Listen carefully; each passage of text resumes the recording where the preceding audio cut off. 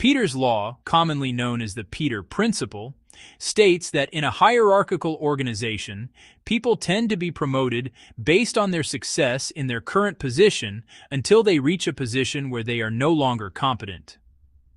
The idea was introduced by Laurence J. Peter in his 1969 book, The Peter Principle. Peter observed that organizations often promote employees because they perform well in their current roles. However, being successful in one position does not necessarily mean a person will be successful in a higher level position. For example, a highly effective software developer might be promoted to become a manager.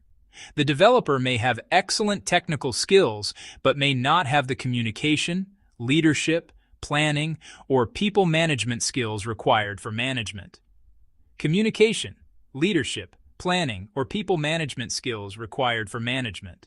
The principle suggests that promotions can continue until an employee reaches a role that does not match their abilities.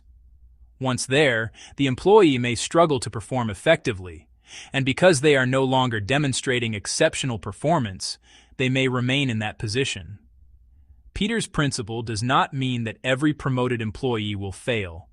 Instead, it highlights the possibility that organizations sometimes assume that skills required at one level automatically transfer to another level. Different positions often require completely different abilities. The principle is especially relevant in workplaces where promotions are the primary way to reward strong performance. Instead of giving an employee additional compensation or recognition, an organization may promote them. This can create problems if the new position requires skills they have never developed. Organizations can reduce this problem by providing appropriate training before or after promotions. For example, someone moving into management may need training in leadership, communication, delegation, conflict resolution, coaching, and performance management. Employees can also help prevent the problem by understanding their own strengths and weaknesses. A person who is excellent at technical work may prefer to remain a technical specialist rather than become a manager. Career advancement does not always have to mean moving into management. Peter's principle can also affect team performance.